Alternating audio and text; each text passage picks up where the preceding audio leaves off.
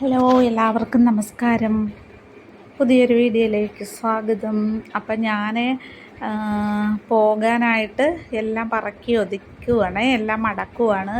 അപ്പം എല്ലാ തുണിയെല്ലാം റെഡിയാക്കി മടക്കി ബാഗിനകത്താക്കി രാവിലെ പിന്നെ പോയാൽ മതിയല്ലോ. അപ്പോൾ തലേദിവസം രാത്രി തന്നെ ഞാൻ എല്ലാം മടക്കി ബാഗിനകത്താക്കി. എന്നിട്ടും ഞാനൊരു കാര്യം മറന്നുപോയി. എല്ലാ കണ്ണാടി വരെ എടുത്ത് ബാഗിൻ്റെ പുറത്ത് വെച്ചു. എന്നിട്ട് ഞാനൊരു കാര്യം മറന്നുപോയി. എൻ്റെ ചെപ്പലെടുക്കാൻ മറന്നുപോയി.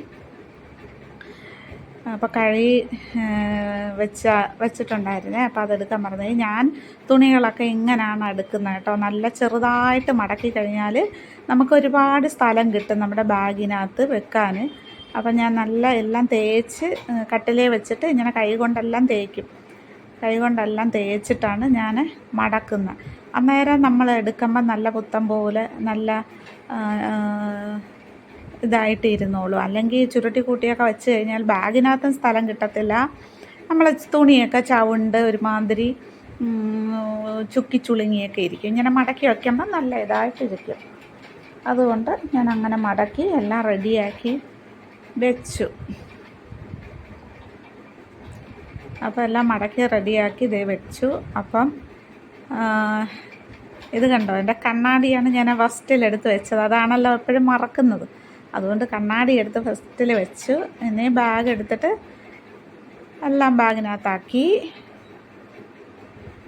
പിറ്റേ ദിവസം രാവിലത്തെ കാഴ്ചയാണിത്.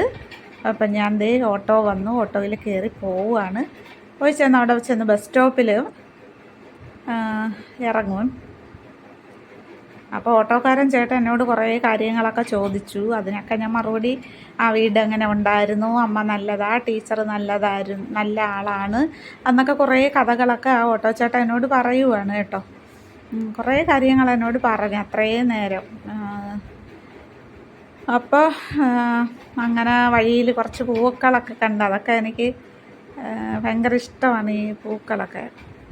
അതൊരു കൃഷിയാണ് ആ കാണുന്ന മതിലിൻ്റെ സൈഡിൽ.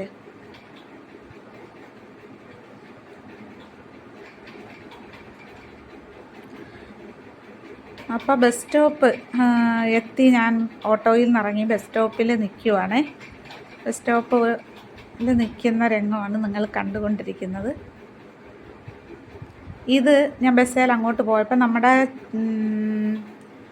ഒരു അങ്ങോട്ട് പോണ വഴിക്കുള്ളൊരു ക്ഷേത്രമാണ്. ആ ക്ഷേത്രം വെട്ടിക്കോട് ക്ഷേത്രമാണ്. ഇത് ഞാൻ ഓഫീസിൻ്റെ അവിടെ